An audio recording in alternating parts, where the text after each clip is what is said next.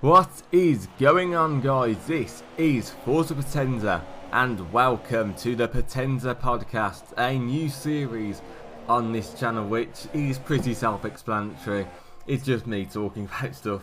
It is just me at the moment. There might be sometime long into the future, there might be other people on this, but for now it's just going to be me, and I don't know what's going to be in the background for this footage. Anyway, that's the boring admin stuff done. I want to start off with quite a big topic at the moment. I say this the morning after the French GP. And I want to talk about the drivers' market and say what my predictions are.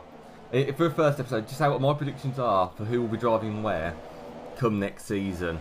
And what I'll probably do is probably come sort of March next year or February next year when all the lineups have been announced and testing has truly started.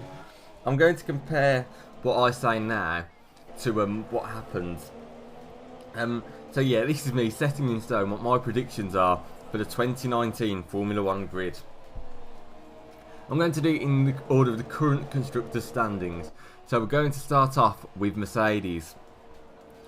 I think Hamilton, he has shown a couple of signs that maybe he doesn't want to stay around too much longer.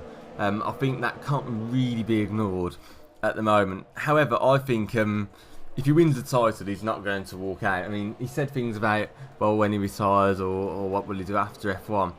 And he's had a bit of that conversation this year, but I think he's starting to fall out of love with it a little bit, but I think he's still got a year or two left before he decides to call it quits. So I'm predicting that Hamilton won't copy Rosberg and walk out the championship having won the title.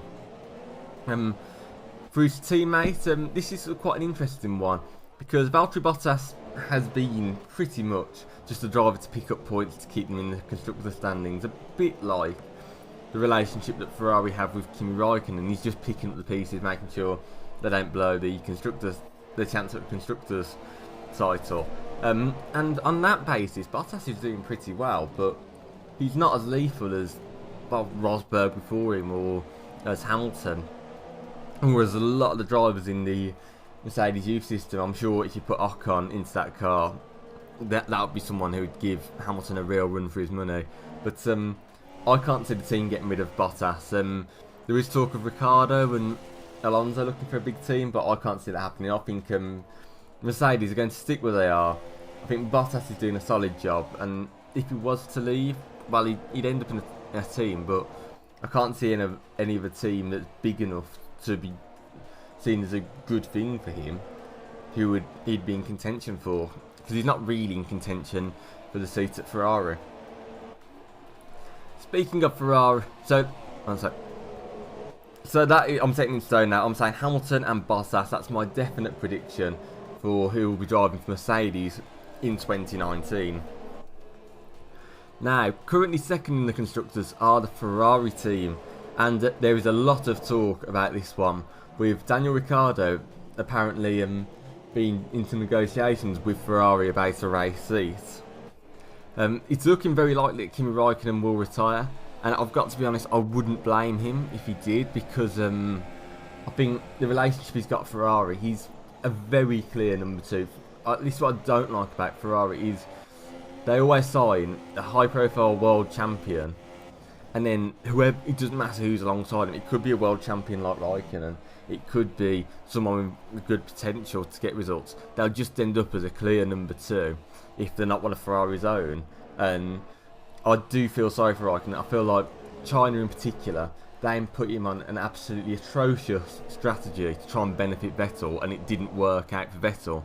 And for that race, I've got to be honest, I've never been so happy to see Raikkonen on the podium, because I felt the team were deliberately trying to tamper his race for the sake of Vettel, and I'm kind of glad it backfired on them, for getting their two-car team, especially in the third round of the season. I think it was.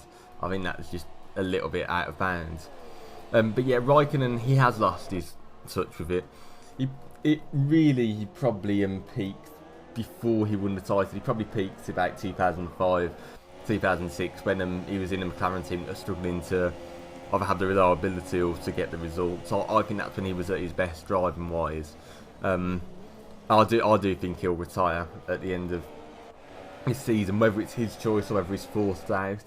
But that leaves that seat open at Ferrari, and I think, despite this talk about Ricciardo possibly moving to Ferrari, I can't really see that happening, because Ferrari, I think they're going to take a punt on one of their youngsters. I mean, they've had some brilliant drivers in Formula 2 the last couple of years. Antonio Giovinazzi is on the Ferrari system and he's doing really well, but I think they're going to give the nod to Charles Leclerc, and I think they'd be mad not to, really. He's put in some outstanding drives this season. I mean, he's 6th place, and he's consistently scoring points. It's for the car he's in. He's mighty impressive. I think, look no further than Leclerc if you want a world champion, and I do think that Ferrari, with him being a young driver for them, if he does start outperforming Vettel, which he could do, because we haven't seen him in a top car, but if he's doing that as an underdog, you know, like sometimes the understudy can come good because there's less pressure on them, especially against a driver like Vettel. I mean, he struggles at Red Bull against Ricciardo in Ricciardo's first year in the top team. Yeah, I do think Leclerc, I don't think they'll be such a bow over with him or such a pushover with Charles Leclerc. I think they'll let him race a bit harder, and I think it'd be interesting to see Vettel and Leclerc. I think Ferrari want to make him a champion, given that he's from their youth system. Red Bull are currently 3rd in the Constructors, and I've already talked a little bit about the whole Ricciardo thing. I think that Red Bull will end up keeping Ricciardo, to be honest. It's not like, I mean, obviously the talk about Ferrari is quite big, but it's not like Red Bull are much worse than Ferrari. I think this season, if anything, I think they're on par with them. I do think maybe the move to Honda engines might influence things a bit, but I think at the moment, I think Honda are on par with Renault with the engines, roughly. I mean, Toro Rosso, you know, they're on their day, they can outperform the likes of Haas with the Ferrari engines, and they can fight with a lot of the bigger teams. They're still towards the back end of it, but they are on their day, they can fight with some of the bigger teams, and I do think it will work out rather than going to Honda. I think Verstappen will be there next season, definitely. I think he's had a bit of a rut this season, but I can't see them getting rid of him. And if he did go, I don't think Ferrari would really want him, because ultimately Ferrari, like they might want someone, you know, with the ability to cause real upsets and, you know, to take it home. But I think they'd rather go for someone who's a bit more of a safe option, sort of, you know, have one driver, you know, like clearly fighting for the championship, and one who they know can just be consistent and pick up the pieces to put them in the constructors' fight. So I do think Verstappen will stay at Red Bull, because I can't see anyone above them taking a punt on him, and he's too good to drop down, in my opinion. And I think Ricciardo will end up staying. I agree with him. I think Christian Horner said something sometime that they reckon Ricciardo is going to stay, and I can see that happening, to be honest. 4th place in the Constructors at the moment is Renault, and they've got an interesting one because Carlos Sainz is only on loan with them, so it could be very likely, depending on what happens at Toro Rosso, and given the pressure on Hartley, I think Renault are likely to lose Sainz. And also, now Renault going to Honda engines, they're not going to stick Sainz with a Renault engine, are they? If they wanted to try someone else, it's back to Toro Rosso with them, really. I think they're going to lose the services of Carlos Sainz this year, on for next season, Renault. I think Nico Hülkenberg is pretty safe for a seat. He's done a really good job this year. Him and Sainz have probably been on par for a large part of it. In fact, I'm just going to have a quick look at the constructor standings. Apologies about this.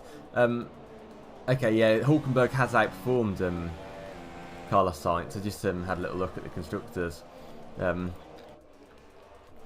Yeah, I think Hülkenberg will keep his seat, definitely. I think it's going to be a case of they're going to lose Sainz, and who do they put in? And really, I don't think they're going to go for anyone with past experience on this one. I think they're going to stick in Jack Aitken, because he hasn't had the greatest season in Formula 2 this year, but from the bits I've seen, the bits I've heard, he's been, he has done well, and I think he'll have the points on his super license to go up. And he's been back by Renault for a long time.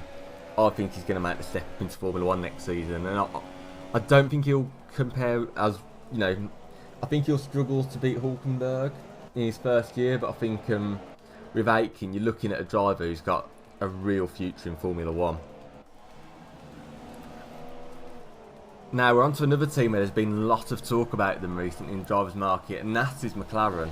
A lot of talk about Alonso because he's getting a bit fed up of being there and wants to move to a bigger team. Like, all this promise of wins the last couple of years has not come off, and you could tell it in Paul Ricciardo's his team radio. We're speaking really down of the team again, and I think Alonso's closing too many opportunities for himself in Formula 1 at the moment, because you need to build those relationships, and he's not. He's going out and saying, well, you know what, the car's awful, or the team's awful. He's made too many enemies in Formula 1 now, I think, Alonso. And I think it's a shame, because I think if he hadn't made those enemies, especially in 2007, he'd be at least a 3-time champion. But I think he peaked in ability about 4 or 5 years ago, about the time that Vettel was winning all the championships. I think that's when Alonso peaked in ability. So I can't see him staying in Formula 1. He's won Le Mans now. I think he'll retire at the end of this season and go off to IndyCar so he can complete his Triple Crown. I think that's the way for him to go, to be honest. So I think Stoffel Van Dorn will definitely stay.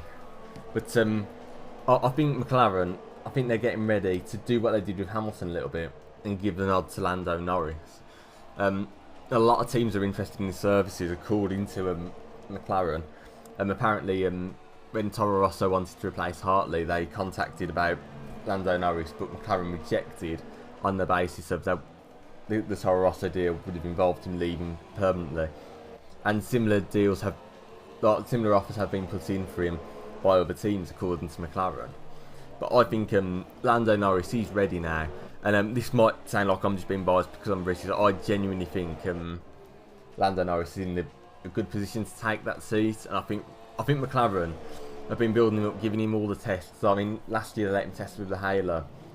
I think they've been getting ready for this for a long time. And I think it's inevitable that if not this year, if not next year, I think 2020 will be the year that they take a punt on Lando Norris. Moving on to the team in 6th in the Constructors' Championship now, we have Force India. Now, I can't see any change here because I think the only possible change with Force India would be if Ocon was to move up, and take back. I think Ocon will stay because, like I said before, I think Hamilton, despite the fact he's talking about retiring, I think he's going to stay at Mercedes, and I think that would be the catalyst for. If Hamilton retired at the end of the season, which he could do, I don't think he will. If Hamilton retired at the end of the season, that would be the catalyst for Ocon to move on.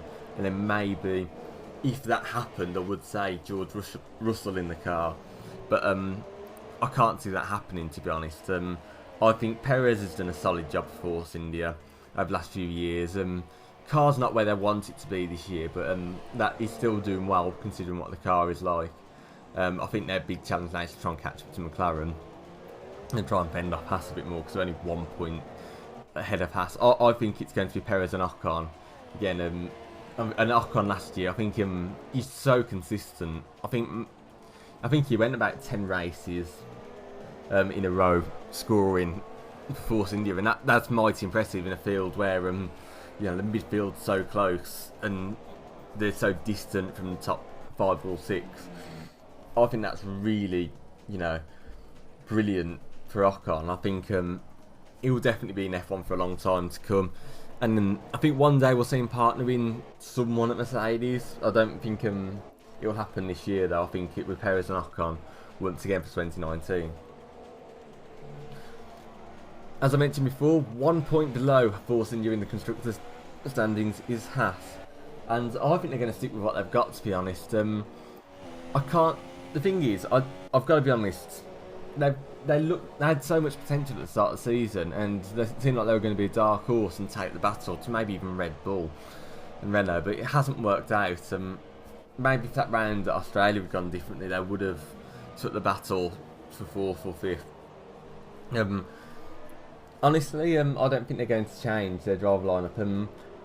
Like Kevin Magnussen, he's had his incidents, but scoring 27 points for a team like Haas at the moment, mighty impressive. I think they've already matched. They're pretty much on the same tally that they were on at the end of 2016, and this is just with one driver scoring all the points. I think Grosjean's had a bit of bad luck, but I think some of the incidents he's only got himself to blame for, and I think the team and either the team or Grosjean have thrown away good opportunities for points. Like Australia, the team threw that one away, and Baku with Grosjean crashing in front, while behind the safety car. Apparently that was Ericsson's fault. I just want to keep the joking. Never mind. Right. I do think it'll be the same again though. I think Grosjean and Magnussen. I can't see anyone really making a step up to Haas. I can't see Grosjean leaving Formula One. I think he's a bit too good to leave Formula One at the moment. Although he would have some Formula 2 drivers snapping at his heels. Because the thing is, if he leaves Formula 1, what's he going to do? He's either going to do Formula E or Le Mans realistically, and I can't see him doing either of those anytime soon. So that's why I'm saying, about Grosjean. I think, now I do think Magnussen will partner him. He's been very good this season, definitely. Now next we're on to Team 8 out of 10, and it's Toro Rosso. Now I've mentioned this earlier in this. There's a lot of talk about what's going to be happening with Toro Rosso. I think Pierre Gasly is a definite. He's going to stay unless Ricciardo leaves. If Ricciardo gets that move to Ferrari, this blows everything I've said out. You know, it blows all my predictions off basically, and I acknowledge that. But I think Pierre Gasly, because I can't see Ricciardo getting a move to Ferrari, I think Leclerc will. I think that means Pierre Gasly will be at Toro Rosso next season. And the question about who will partner him, I think Carlos Sainz, because it'll be the end of his loan at Renault. With Red Bull going to Honda engines next season, they now what's it? They won't. Sorry, I think my words out. Yeah, I think with Red Bull going to Honda, they won't have a driver stuck in Renault. They'd rather have a driver in a Honda engine car for data purposes. I think that was the whole point of the move with Sainz to Renault on loan. It was to see what they could learn from technically the Renault Works team. Although Renault probably give their upgrades to Red Bull first, I'm not sure. They'll probably focus on Red Bull because Red Bull are the best chance of winning the title with Renault engines. I can see Sainz going back to Toro Rosso, and I think he'll do a really good job there. And like I said, I think Gasly will definitely stay at Toro Rosso. He's been mighty impressive this season, and I've quite enjoyed him on team radio as well. When he scored points at Bahrain, took Mick out of Alonso, I thought that was brilliant. And yeah, I like Gasly. I think Gasly and Sainz is pretty much sorted, provided that Ricciardo stays at Red Bull. Now on to Sauber, and Sauber are a team with real loyalty to Marcus Ericsson. He's done a good job this season. Don't underestimate what he's done. I think he's always had the thing. He's always just been a stable driver that's been consistent, and he's never really got noticed at because he's never been at a car to get noticed at with really. He's always been driving for the likes of Sauber and Caterham and teams that very rarely score points. I think he'll stay. I think he's doing a decent job given the car. I think the team have acknowledged that. I know there was talk before when I think the move to Alfa Romeo was what I think when that became sort of Ferrari works team, I think that's what led to Verline leaving the team. So I think Marcus Ericsson will definitely be given another chance. He's been, really good considering what the car's like. But then it's just that question of, because I think Ferrari are going to go for Leclerc, it's that question of who's going to fill Leclerc's boots. And I think with the Alfa Romeo deal, where Sauber essentially run as a B team to Ferrari, I think Ferrari are going to pay for them to put a youngster in, especially because Sauber are struggling for money. I think Sauber they won't go for a paid driver as such. I think they'll be given talent to nurture from Ferrari again. And I'm trying to think who would be next up in the Ferrari system in the Young Driver programme. Now, I think the next one up in line for it is Antonio Giovinazzi. I can't see anyone, making a step up before. I think that is Giovinazzi's seat if Leclerc leaves. But there are other contenders, obviously. The likes of even Pastor Maldonado might even be in a shop window for them. Someone who's not the most consistent, but when he scores big, sort of thing. But there'll be lots of drivers who might be looking at it, Kubica and that. I don't see any. I just see Ferrari sticking in one of their own young drivers. And I think of the Ferrari young drivers, I think Antonio Giovinazzi is the most likely to make the step up into Formula 1. And finally, we get to the one that, I've got to be honest, breaks my heart to see them last in the Constructors' Championship on 4 points at the moment. It's absolutely appalling. It's Williams. Yeah, the joke is I'm actually getting emotional saying that, because a team like Williams, they're just a grace of Formula 1, and I think being from Birmingham as well, when you think of Williams, you think of Nigel Mansell and his success, and you think of the 80s and 90s and how well they were doing. Some of the classic cars that came out there and some of the icons who drove for them, and just think, what are they doing now?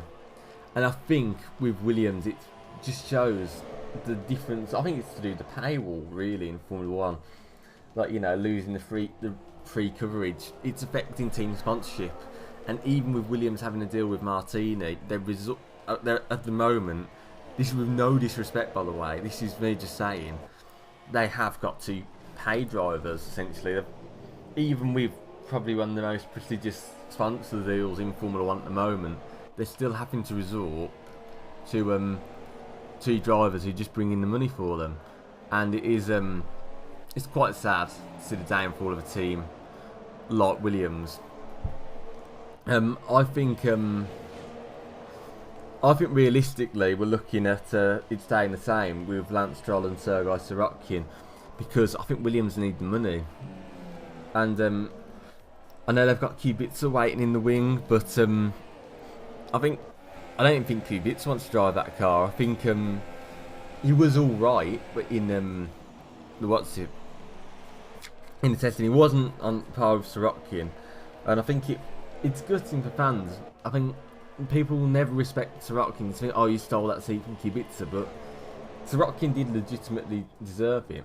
Although I think at the moment, I think a driver with experience actually, when it comes to racing for them, I think maybe Kubica would be a better option, but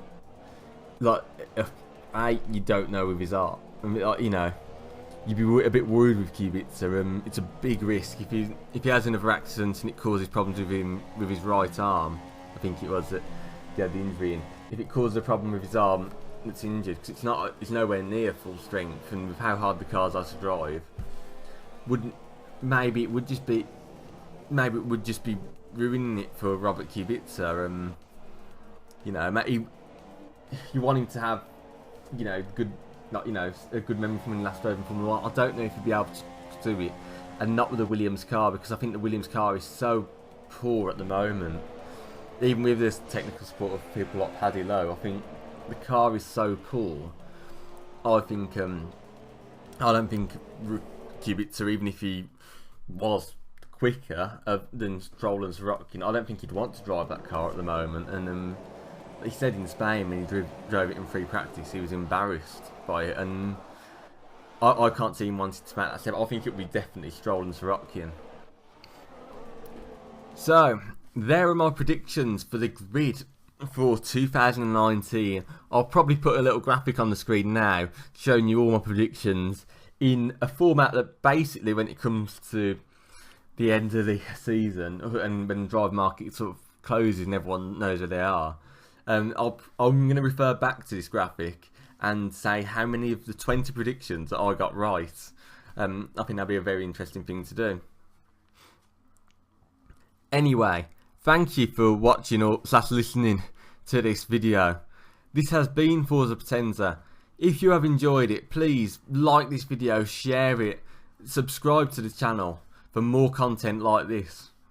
Also, check out my blog. I haven't written anything on there in a while, but my blog is generally where I talk about all things. Well, I say all things Formula 1. I talk about some things Formula 1. I think it's fair to say. Yeah, all those links will be in the description as always. Thank you for watching. See you next time. Bye.